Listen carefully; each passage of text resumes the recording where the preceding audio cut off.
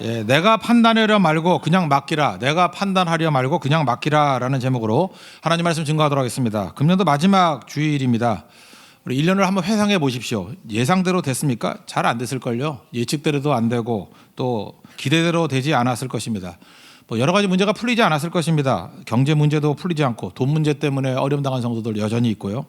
관계가 꼬인 상태로 머물러 있고 건강 뭐 암 진단을 받고 치유 받은 사람도 있고 또 새롭게 암 진단 받은 분도 있고 1년을 돌이켜 보니까 성도들 가운데 그런 일들이 많습니다. 아직 다 풀린 게 아닙니다. 염려도 있고 두려움도 있고 연예인 홍진경이라고 있지 않습니까?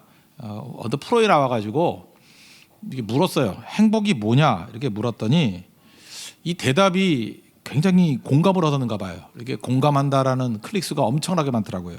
행복이 뭐냐 이렇게 물었더니 자려고 누웠을 때 마음에 걸리는 것이 하나도 없을 때 그게 행복이래요. 근데 이게 정말 정확한 정답인 것 같아요. 잠자리에 들 때 마음에 걸리는 게 너무 많아가지고 잠이 안 드는 거예요. 그러니까 괴로움이 있는 거죠. 그래서 마음 편하게 잠 한번 잡았으면 좋겠다 그런 사람들이 많습니다. 꼭 마음에 걸리는 게 있어요. 뭐 깰 때도 마찬가지죠. 이게 무슨 얘기입니까? 풀리지 않는 문제들이 다 있다라는 거예요. 이거의 공감수가 뭐 폭풍 공감이거든요. 많은 사람들이 형편이 나아진 것 같이 보이지만 여러 가지 모양의 근심과 걱정을 안고 살아가고 있다라는 것입니다. 사도 바울의 모습도 그 모습이었던 것 같습니다. 지금 좋지 않은 상황입니다. 지금 환경을 보면은 풀리지 않은 내용입니다. 하나님께서 환상을 보여줘가지고 자기가 원하는 곳 못 가게 하잖아요. 유럽으로 가라. 그래서 빌립보로 오지 않았습니까? 바울은 충성스러운 종입니다. 그래서 하나님의 이끄시는 대로 충성을 다했습니다. 그랬더니 하나님의 도우심도 맛보죠. 루디아도 예수 믿게 됐고 또 점치는 귀신 들린 여종을 고치기도 하고 기적 아닙니까? 그래서 이게 순조롭게 잘 풀린 것 같은데 인생이 예상대로 되는 게 아니에요. 극심한 반대에 부딪히게 되었습니다. 바울이 예측하기로는 내가 반대를 당해도 무슨 종교적인 이유 때문에 반대를 당할 거다 이렇게 생각을 했는데 이번에는 상업적인 이유 때문에 반대를 당했습니다. 지금 시리하면 이거 뭐냐? 영업 방해했다라는 거예요. 그래서 감옥에 끌려가서 감옥에 갇히게 되었습니다. 19절 보니까 여종의 주인들은 자기 수익의 소망이 끊어진 것을 보고 감옥에 집어넣었다라는 것입니다. 그러니까 인생이 막 꼬이는 거죠. 우리 인생도 이럴 수 있다라는 것입니다. 만사형통 될 줄 알죠. 뭐 이렇게 순종하면 다 풀리고 내가 이렇게 계획한 게 있지 않습니까? 그 계획대로 다 될 줄 알았는데 이게 안 되더라는 거예요. 그때 우리가 품어야 될 자세가 뭐냐? 잠깐만 해석하려고 해서는 안 되고요. 판단하려고 해서는 안 된다는 것입니다. 모릅니다, 인간은. 저도 이렇게 목회를 해보지만 뭐 계획 세운다고 계획대로 되는 것도 없고요. 예측한다고 예측대로 되는 게 없어요. 그래서 요즘엔 별로 예측도 안 하고 계획도 잘 안 세웁니다. 하나님이 인도하시는 대로. 여러분 선악과가 뭐죠? 선악과가 선악을 판단하는 겁니다. 선과 악을 판단하는 것은 하나님께 있는 것인데 우리가 선악과 먹고 내가 하겠다고 하는 게 죄라는 거예요. 원죄의 뿌리는 판단은 하나님이 하시는 건데 잠깐 내가 판단을 하려고 그래요. 그래서 사람들이 제일 하고 싶어 하는 게 뭔지 아십니까? 우리가 선악과를 먹었거든요. 시시비비 가리는 거 제일 하고 싶어 해요. 그래서 맨날 내가 하나님이 돼가지고 저건 옳은 거야 저건 틀린 거야 그저 선악과의 자리에 앉아가지고 계속 판단하고 있는 거라고요. 지금도 피곤한 인생들이 뭐냐면 판단하는 인생이 피곤하다는 것입니다. 오늘도 주의 음성을 듣기를 원합니다. 내 인생에 여러 가지 일들이 벌어졌을 때 판단 중지, 판단 유보하고 우리가 해야 될 일은 뭐냐면 하나님께 맡기는 일을 해야 된다는 것입니다. 자꾸 내가 판단하려고 그러니까 일이 꼬이기 시작한다는 거예요. 하나님께 맡기고 판단을 하나님께서 하신다. 이게 중요하다는 것입니다. 오늘 간수 얘기잖아요.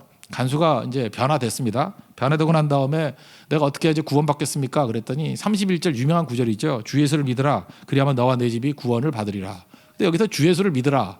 이 캠벨 몰간이라는 목사님이 계시는데 이분이 이걸 갖다가 이제 그 당시에는 킹제임스 버전을 다 보니까 킹제임스 버전에서 굉장히 중요하게 잘된 번역이다라고 한 구절이 이거라는 거예요.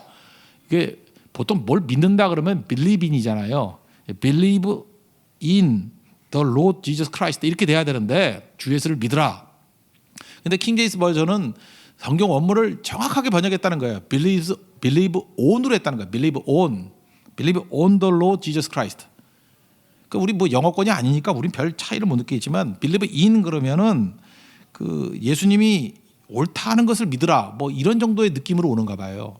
근데 believe on the Lord Jesus Christ 그러면 on으로 돼 있으면은 맡기면서 믿으라. 우리 삶 전체를 맡기면서 믿으라는 뉘앙스가 아주 굉장히 강한가 봐요. 원문도 그런 뜻이거든요. 그냥 믿는 게 아니라 내 삶의 모든 것을 다 맡기면서 믿으라. 그러니까 뭐예요? 온전한 복종을 얘기하고 있다는 것입니다. 그럴 때 그 진정한 구원이 있게 된다는 거예요. 그러니까 우리 삶의 모든 것들 내가 잠깐 판단하는 게 아니라 다 맡기면서 믿는 거예요. Believe on the Lord Jesus Christ. 그죠? 다 맡기면서. 우리가 판단하지 않고, 이게 사도 바울도 이런 인생을 살았다는 것입니다. 우리 온유한 자에 대해서 살폈죠. 온유한 자가 땅을 차지한다. 신기하지 않습니까? 온유한 자가 왜 땅을 차지해요? 이게 팔복 중에 세 번째 복인데, 원래 그 여호수아서를 보면 땅 분배가 다 이루어지지 않았습니까? 그래서 각 경계가 있어요. 그래서 하나님께서 주신 땅은 변함이 없어요. 근데 인간이 뭐 이렇게 경제 활동을 잘못하든지 아니면 뭐 욕심 때문이라든지 땅 팔아먹고 이게 경계가 흐트러질 수 있잖아요. 그래서 하나님께서 50년마다 한 번씩 신년을 줘서 원래 위치로 돌아가 이렇게 만드셨다라는 거예요. 근데 이스라엘 역사상 한 번도 신년이 이루어졌던 적은 없습니다. 그러니까 신년은 뭘 얘기를 하느냐 하면 예수님의 사역을 얘기하는 거예요. 너희들이 죄로 인해서 이렇게 다 깨지고 무너졌던 것들, 이런 그 메시지만 갖고 회복되는 게 아니고 그 메시지의 실체 대신 예수님이 오셔야 회복될 수 있어. 그래서 이사야 61장 1절과 2절의 말씀을 인용하면서 이게 예수님이라고 묘사하잖아요. 마음이 상한 자를 고치시고 포로된 자에게 자유를, 뭐 갇힌 자에게 뭐 풀어줌을, 뭐 이런 게 은혜해, 이게 희년이거든요. 은혜를 선포하려 하심이라. 이게 바로 예수님에 관한 말씀이거든요. 그러니까 무슨 얘기입니까? 내 힘으로 뭘 이루려고 하는 것이 아니라 회복은 하나님의 능력을 의지해야 이루어진다. 이걸 보여주고 있다는 거예요. 그러니까 온유는 뭐예요? 기도하고 기다리는 거예요. 내 힘으로 뭘 이루겠다 하는 게 아니라 하나님의 능력과 힘으로 이루어진다는 것을 믿고 기도하면서 기다리는 거. 그래서 온유한 자가 땅을 차지한다. 기도하고 기다리는 자가 땅을 차지한다. 그래서 이 말씀이 나온 구절이 시편 37편인데 시편 37편이 온유장이라고 얘기할 수 있어요. 온유에 대한 굉장히 중요한 전개가 나와 있는데 5절을 보니까 내 길을 여호와께 맡기라. 맡기라죠. Believe on, 맡기라. 그를 의지하면 그가 이루시고. 그러고 난 다음에 중간에 설명을 계속합니다. 참고 기다려라. 화내지 말아라. 그 다음에 악인의 형통을 부러워하지 말아라. 곧 없어진다. 그렇게 쭉 설명하고 난 다음에 11절에 그러나 온유한 자들은 땅을 차지하며, 이런 말씀이 나와요. 그러니까 이 모든 것들, 기도하며 기다리는 자를 뭐라 그래요? 온유한 자, 아나빔. 아나빔이 땅을 차지하게 될 것이다. 그러니까 모든 회복은 하나님의 능력으로 회복되는 거지 우리가 발버둥 친다고 되는 게 아니다라는 것을 보여주고 있습니다. 그런 의미에서 또 다른 아나빔, 온유한 자가 누구냐? 이게 바울과 실라라는 거예요. 바울과 실라는 지금 다 해석은 못합니다. 근데 감옥에 갇혔을 때 그가 한 일이 뭐예요? 기도하면서 기다리잖아요. 뭐 해석하지도 않고요, 분석하지도 않고요, 판단하지도 않습니다. 그냥 하나님 앞에서 기다리면서 기도하고 찬송해요. 이게 아나빔의 모습이라는 거예요. 온유한 자의 모습. 우리도 그러고 살아야 된다는 거예요. 뭐 이렇게 분석하고 판단하고 뭐 이리저리 만난다고 풀리는 게 아니고, 판단은 누가요? 선악과 하나님이 하시는 거라고요. 내가 하는 게 아니고. 그래서 25절에 그들이 했던 일이 뭡니까? 한밤중에 바울과 실라는 기도하고 하나님을 찬송하며 죄수들이 듣더라. 어두운 감옥에 갇혀서 그저 착고에 매여 있는데 고난당하고 있죠. 이게 도대체 무슨 일이야? 이해, 납득, 공감되지 않죠. 하나님 뜻대로 순종한 밖에 없는데 왜 이런 일이 벌어져? 왜 매질까지 있고 피 흘림까지 있나? 이거 궁리하지 않고요, 그냥 맡기고 기도하면서 기다렸습니다. 이게 온유한 자라니까요. 아나빔. 우리가 뭐 옛날에 습관에 관한 얘기 많이 하죠. 습관을 깨버려야 되고 고정관념을 깨버려야 된다. 코끼리 뭐 말뚝 얘기하지 않습니까? 어렸을 때 코끼리 이렇게 묶어놓으면은 나중에 커서도 말뚝 뽑을 수 있는 힘이 있음에도 불구하고 말뚝 못 벗어난다고, 뭐 그런 얘기를 많이 하죠. 저는 이걸 좀 좋은 의미로 해석했으면 좋겠어요. 우리가 예배와 기도를 떠나지 않는 인생, 어려서부터 예배와 기도를 가르친다 그러면 나중에 자기 힘이 생겨요. 힘이 생겨도 예배와 기도를 떠나지 않는 코끼리 같은 인생 되는 거, 그게 얼마나 중요한 거예요. 우리가 챔피언의 무게를 견디지 못한다 그러잖아요. 축복의 무게를 견디지 못한다. 축복이란 게 뭡니까? 힘이 생긴 거죠. 그 힘 생긴 걸 가지고 예배라는 말뚝 뽑아가지고 지멋대로 살아요. 기도라는 말뚝 뽑아가지고 지멋대로 산다고. 그거보다는 어려서부터의 교육이 무엇입니까? 말뚝 떠나서는 안 된다는 거예요. 예배 떠나서는 안 되고 기도 떠나서는 안 된다. 힘이 아무리 주어진다 할지라도, 괴력이 있는 코끼리라 할지라도 그거 떠나지 않는 게 좋은 교육 아니에요? 우리가 하나님 앞에 그런 모습이 있어야 된다는 것입니다. 그죠? 챔피언의 무게를 견딜 수 있는 인생이 돼야 된다는 거예요. 그래서 신앙이란 거 어떻게 보면은 자동으로 반응하는 것이 신앙일 수 있습니다. 야고보서 5장 13절 보니까 너희 중에 고난 당하는 자가 있느냐 기도할 것이고 즐거워하는 자들이 있냐 찬송할 것이다. 자동이에요. 그러니까 우리는 이 말씀 그냥 그대로 하면 됩니다. 고난 당하면 무조건 기도하고요. 즐거운 일 당하면 무조건 찬송하고. 이게 신앙이지 뭐 딴 게 신앙이에요? 바울 지금 뭐 여기서 머리 쓴 거 있습니까? 그냥 갇혀 있으니까 할 일이 뭐예요? 하나님 의지하고 맡기고 기도하고 찬송하잖아요. 그때 어떤 일이 벌어지죠? 아무 일도 안 벌어진다고 생각하잖아요. 우리 같으면 저거 하소연이나 하고 있는 거지 저게 뭐냐 무력해 보이지 않습니까? 아니죠. 기도하고 찬송할 때 아나빔 온유한 자 하나님이 일하시는 걸 믿는 거죠. God works 하나님 일하고 계시잖아요. When you pray 우리가 기도할 때 God works 하나님이 일하시잖아요. 우리 보이지 않는 영역에서 하나님께서 엄청나게 일하고 계시고요. 이때 전도가 이루어지고 있고요. 이때 영향력을 발하고 있다는 것입니다. 이 두 가지로 보이는데 그 25절 하반절에 보니까 죄수들이 듣더라 그러는데 그냥 들은 게 아니에요. 원문을 보면요. 이게 기쁜 마음으로 듣더라 그런 의미가 있어요. 기쁜 마음으로. 열린 마음으로 듣더라. 그러니까 죄수들이 마음이 열린 거야 안 열린 거예요. 찬송하고 기도할 때 그 주변에 있는 죄수들이 유심히 듣는 거예요. 경청한 거예요. 저거 왜 저러지? 무슨 찬양을 하지? 저 사람들이 누구지? 그게 기도하고 찬양하는 거 자기 혼자 하고 있었는데 그 주변에서는 벌써 마음문이 열리는 반응이 엄청나게 좋아지는 일들이 생기더라는 것입니다. 그리고 또 한 가지가 뭐예요? 문이 열려버렸죠. 모든 문이 다 열려버렸죠. 지진이 일어났죠. 초자연적인 현상이 나타나지 않습니까? 다 열려버리는 거. 그러니까 놀라운 일들이 벌어지게 된 거죠. 여러분 그냥 하나님께 맡기고 판단하지 않고 기도하고 찬송하고 이러다 보면요. 경제 문제도 해결이 돼요. 꼬인 관계도 해결이 되고요. 이게 찬송하고 기도하다가 병난 분이 금년에도 얼마나 많은지 알아요? 병들이 낫고, 그죠? 어떤 병이 발견돼 가지고 예배드리다가 갑자기 무슨 병도 발견된 경우도 있어요. 발견돼 가지고 또 치유받는 경우도 있고요. 진로가 열리고 결혼이 되고 금년에 결혼했던 커플 되게 많은 거 알죠? 그 사람들이 뭐 하다가 한지 알아요? 자포자기하다가 그냥 하나님께 맡기자 그리고 기도하고 찬송하다가 그런 사람 둘이 있다가 너도 있나 그러다 결혼한 사람 많아요. 그렇죠? 그러니까 우리가 뭘 이렇게 푼다고 되는 게 아니고요. 맡기고 기도하는 거예요. 맡기고. 그게 온유한 자의 삶이라는 것입니다. 그래서 단순한 찬송이 되게 중요해요. 그래서 오늘 예배드릴 때 일부러 단순한 찬송만 골랐어요. 찬송하라 여호와의 종들아 이렇게 기뻐하라 뭐 기도하라 감사하라 이렇게 쉽게 외울 수 있는 것들 있죠. 그런데 날마다 입에서 터져 나오면요 문제가 해결이 되는 겁니다. 여러분 이게 뭐든지 복잡한 건 가짜예요. 복잡하면 해결이 안 된다는 거예요. 그죠? 이게 단순해질 때 단순하게 기도하고 찬송할 때 놀라운 일들이 벌어지는 거죠. 여러분 믿음에서 이 단순성을 배울 줄 알아야 된다는 것입니다. 뭐 그런 얘기 들어봤죠. 이게 복잡한 게 얼마나 한심한 건지 자꾸 이렇게 궁리하니까 문제가 되는 거죠. 1970년대 미국하고 소련하고 지금 러시아요 우주 경쟁을 막 하고 있지 않았습니까? 근데 우주에 나가니까 무중력 상태잖아요. 그러니까 볼펜이 안 나오는 거예요. 이 볼펜의 원리도 중력이 있어야지 뭐 밑으로 떨어져 나오는 거잖아요. 그죠? 그러니까 볼펜이 안 나온다고요. 그래서 휴스턴에 갔더니 나사에서 그 우주에서 쓸 수 있는 무중력 상태에서 쓸 수 있는 볼펜을 개발하는데 그 당시 돈으로 60억 들었대요. 그래서 나중에 쓸모가 없어가지고 거기서 가면은 뭐 한 30불인가 팔게 돼요. 저도 하나 사왔는데. 근데 내가 우주에 갈 일이 있어야지. 그렇죠? 근데 우주에서 쓸 수 있는 볼펜이라고 팔아요. 그래서 뭐 거꾸로 매달아서 써보고 뭐 다 되지 그거 안 되나 그거. 그지? 근데 러시아에서 했던 방법 뭐냐면 연필을 썼대요. 그러니까 미국 애들 바보죠. 그죠? 이 바보들이라고 그냥 우주에서 쓸 수 있는 볼펜 여기 메인 거예요. 우주에서 왜 볼펜을 써야 돼? 그 볼펜을 써야 된다고만 생각을 한 거예요. 그 바보들 있죠. 그 똑똑한 애들이 똑똑한 바보들이에요. 그 우주에 쓸 볼펜 그거 만들려고 연구하다가 60억 들은 거예요. 근데 러시아 애들은 아예 없으니까 우주에서 볼펜이 안 나와요. 그럼 연필로 써. 그래서 끝난 거예요.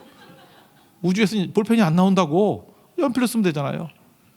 우리 인생도 그런 일이 너무너무 많다는 것입니다. 단순함은 복잡함을 이겨요. 우리 인생 가운데 결국 문제는 단순한 거예요. 믿음이 없는 거거든요. 믿음이 없다는 건 뭐냐면 하나님을 계산에 넣지 않으니까 인생이 자꾸만 복잡해지는 거예요. 예배도 복잡해지는 이유가 뭔지 알아요? 성령의 임재가 있는 예배, 성령께서 우리 마음을 열어주시고 우리를 만져주시고 우리를 치유해 주시면 예배를 통해서 하나님 만나면 다 끝나는 거지 뭐 예배가 하나님 만나는 거 아니에요? 근데 하나님을 계산에 넣지 않으니까 어떻게 해야 되죠? 콘티를 짜가지고 철저하게 준비하고 뭐 연습하고 계획하고 그러니까 뭐 인간적인 냄새가 너무 많이 나는 거예요, 그죠? 인위적으로. 그다음에 또 뭐 어떤 때는 자기 거 드러내려고 그러는 것도 있고 거기 무슨 하나님의 임재가 있어요. 그래 잠깐 복잡해지는 거죠. 예배가 복잡해지는 건 뭐냐 하면은 그거는 하나님의 앞에서 본질을 놓쳤기 때문에 그래요. 단순한 거죠. 하나님 만나는 게 예배다 그러면 예배가 좀 더 쉬워야죠. 여러분 인생에도 지금 노후 문제 걱정 많이 되시는 분들 계십니까? 늙어서 어떻게 될 것인가. 그 마태복음 6장 하나 보세요. 야 공중나는 새를 봐라. 단순한 거 아니에요. 야 굶어 죽는 거 봤니? 하나님이 먹이시는데 왜 걱정해? 그거죠. 그러니까 노후 문제 걱정, 뭐 이런 뭐 결혼 문제 걱정, 뭐 취업 문제 걱정 이런 모든 것들의 특징이 이 복잡한 이유가 뭐냐면 근본적으로 믿음이 없기 때문에 그래요. 하나님이 살아계시고 하나님이 나를 사랑하신다는 걸 믿는다 그러는데 이게 왜 걱정이 되겠어요? 결국 우리의 이 복잡함들은 믿음 없음에 있다는 것입니다. 그러니까 하나님을 계산에 집어넣고 하나님이 나를 붙들어 주신다 그러면 뭐가 걱정이에요? 주님께 맡기십시오. 주님이 풀어주십니다. 여러분 믿습니까? 예. Believe on the Lord Jesus Christ. 예수 그리스도를 믿으라. 주 예수를 믿으라. 그러면 다 된다는 거예요. 우리 금년에도 풀리지 못한 모든 문제들 뭐 어차피 계속 풀리지 않을 겁니다. 또 풀리고 또 풀리지 않는 문제가 있을 것이고 우리가 할 일은 뭐냐면 맡기고 나아가는 거예요. 그때 하나님께서 풀어주시고 보세요. 옥문도 열리잖아요. 이런 기적의 역사가 나타나게 될 것입니다. 그럼 두 번째 단계 축복을 받아서 끝나는 게 아니라 이 메시지는 그 다음에 나오는 거예요. 축복을 사명으로 우리 교회는 BMW 블레싱 축복이 있으면 M 미션 사명으로 가야 되고 나중에 처음 믿은 자 나중 믿은 자가 함께 월십 예배 드린 데까지 가야지 이게 온전한 완성이 된다. 지금 기적이 나타났습니다. 그 지진이 나고 옥문이 열렸어요. 그럼 이 옥문이 열리는 이런 기적을 어떻게 해석하느냐가 중요하다는 거예요. 이게 나를 위한 것인가 아니면 하나님의 영광과 이웃을 위한 것인가. 근데 여러분 무조건이에요. 이 챔피언의 무게를 이기고 축복의 무게를 이기기 위해서는 나를 위한 것이다 라고 하는 것을 넘어서야지 이기는 거예요. 모든 축복은 나를 위한 것이라고 하는 것을 뛰어넘어야 됩니다. 하나님의 영광을 위한 것, 이웃을 위한 것. 반드시 그렇게 가야 된다는 거예요. 여기 잘 보세요. 감옥에 갇혀 있었더니 지진이 나가지고 옥문이 열렸어요. 그러면 단순하게 이게 나를 위한 거야. 그러면 어떻게 되죠? 도망쳐야죠. 하나님이 도와주신 거 아니에요. 옥문이 열렸으니까 도망쳐야 되는 거 아니에요. 근데 바울은 그렇게 생각하지 않았죠. 이 기적과 이 축복이 물론 나를 위한 건 맞아요. 나를 위한 거지만 하나님의 영광을 위해서 또 이웃을 위해서 어떻게 써야 될 것인가. 이 기적이 간수를 위한 것으로 생각했다고요. 그래서 도망 안 쳤어요. 이제 어떤 일이 벌어집니까? 로마의 관리거든요. 간수는 충성스러운 사람들입니다. 로마 관리들이. 책임감으로 도망친 줄 알고 자살하려고 그랬죠. 27절 보십시오. 죄수들이 도망한 줄 생각하고 칼을 빼어 자결하려 하거늘. 그때 도망쳤어요, 안 쳤어요? 도망 안 쳤다고요. 도망쳤으면은 이 자결하고 뭐 아무것도 아니죠. 탈옥밖에 더 돼요. 28절 보니까 바울이 크게 소리질러 이르되 내 몸을 상하지 말라. 우리가 다 여기 있노라. 그러니까 바울은 정확히 알고 있는 거죠. 이 기적이 이 축복이 이웃을 위한 축복이라는 것으로 재해석을 했다라는 것입니다. 그래서 도망 안 하고 나 여기 있다고 죽지 말라고 그랬더니 29절 보니까 등불을 달라 하고 뛰어와서 무서워 떨며 말을 했어요. 이 간수가요 도망쳤다 하는 그런 두려움이 아니라 또 다른 차원의 두려움이 엄습했다는 것입니다. 그리고 선생들이요 선생이라고 부르고 있어요. 무슨 얘기입니까? 자기보다 더 우월한 가치를 가지고 있다는 것을 인정하는 거죠. 어떻게 해야 구원받습니까? 이 신음소리가 나오잖아요. 이게 성도들이 살아가는 능력이라는 것입니다. 그러므로 이 기적은 옥문을 여는 기적이라기보다는 더 큰 기적이 간수의 마음을 여는 기적이었어요. 이게 나를 위한 거라 그러면 맨날 그냥 도망치는 거, 뭐 나 유익 있는 거, 그거 아무것도 아니죠. 그거 뭐 기적 아니면은 뭐 못 얻나요? 원래 바울의 빌립보에 갔던 목적이 뭐예요? 복음 증거 아니었어요? 감옥에서 나오는 게 목적이었어요. 그럼 아예 안 갔으면 감옥에도 안 들어갔지. 하나님께서 감옥을 사용하셔서 전도의 문을 여신 거잖아요. 그러니까 초창기에 우리가 이해 못했던 것, 이해 납득, 공감 못했던 것들이 이제 이해되지요. 왜 감옥에 집어넣었어요? 전도의 문을 여시려고. 그러니까 하나님의 뜻은 모른다고요. 그래서 이사야 55장 9절에 나오잖아요. 야, 내 길은 너희 길보다 높고 내 생각은 너희 생각보다 높다. 니네가 뭐 한다고 자꾸만 떠드냐. 그러니까 우리 잠깐만 분석하고 판단하려고 그러지 말고 선악과가 제일 어리석은 거예요. 내가 하면 할수록 어리석어지는 거라고. 맡기는 거예요. 맡기는 거 주님께 맡기면 주님께서 우리보다 훨씬 생각도 깊고 또 길도 높으신데 우리가 상상도 못하는 길로 이끄시겠죠. 주님께 맡기면 홍해 길 같은 게 열려요. 그죠? 주님께 맡기면요 이렇게 옥문이 열려서 이걸 통해서 간수의 마음이 열리듯이 하나님께서 일하시는 방법은 우리의 생각과는 너무너무 다르다는 것입니다. 그러니까 우리가 받은 축복을 어떻게 생각해야 돼요? 이게 남을 위해서 사용하고 하나님의 영광을 위해서 사용한다 그러면 그때부터 인생의 폭발적인 능력이 나타나기 시작한다는 것입니다. 이것만 잘하면 돼요. 다시 정리하면 내 안에 문제가 있어요. 내 안에 풀리지 않은 문제가 있어요. 그러면 고민하지 말고 맡기라고요. 맡기면 하나님께서 풀어주시고 또 풀렸어요. 그러면 할렐루야 하고 끝난 게 아니고 그럼 이 축복을 나에게 왜 주셨나? 이건 하나님의 영광과 이웃을 위해서 주신 거야. 그래서 이웃을 위해서 집중하다 보면은 이제부터 진짜 사역이 시작되는 거예요. 복음 증거의 사역이 하나님의 방법대로 이루어지게 되죠. 옥문이 열린 게 아니라 마음문이 열리는 그런 일들이 벌어지게 되더라는 것입니다. 그러므로 하나님 앞에서 제일 쓰임받기 힘든 게 뭐냐면 교만함이에요. 교만하다는 건 뭐냐면 자기 판단이거든요. 에고. 여러분 요즘에도 보면 그 지적인 교만, 지성의 교만을 가진 분들이 많아요. 자기가 최고다. 뭐 스스로가 뭐 지식의 목사다. 뭐 이런 사람도 있고 공부도 잘하고 정의도 추구하고 뭐 인품도 괜찮고 다 갖췄다 그러는 사람들은 이상하게 잠깐 남을 비판하더라고. 이렇게 판단하고 보면은 자기만 부흥 빼놓고는 다 잘해. 그죠? 교인만 안 모이고 하여튼 보면 다 이렇게 욕을 하고 막 그러는데 공부 많이 한 어떤 분이에요. 공부 많이 한 어떤 분인데 이분도 목사님이신데 이분은 이제 기도의 단계를 나눈 거예요. 이 저급한 기도부터 가장 고상한 기도. 이제 가장 저급한 기도를 자기가 생각할 땐 통성 기도야. 코리안 스타일 프레어 이렇게 막 소리 지르면서 이게 저급한 거예요. 왜 이렇게 소리 지르면서 기도하느냐? 자기는 그렇게 안 한다는 거예요. 저급한 기도는 통성 기도 안 하고. 통성 기도 다음 단계가 뭐냐? 하나님과 대화하는 묵상 기도. 그래서 조용히 묵상하면 좋다는 거예요. 우리 집 큰 딸도 이번 차례 기도 때 제가 좀 문살이 나서 못 왔더니 김한성 목사님이 인도를 하는데 아빠가 인도하는 거하고는 다르더라 그러더라고요. 뭐가 다르냐 그랬더니 아빠는 드럼 치고 시끄러워 죽겠는데 불 꺼놓고 조용히 묵상 기도 하더래. 그래서 자기는 참 좋더래요. 이 목사님과 똑같은 아주 교만한 애예요. 그죠? 예.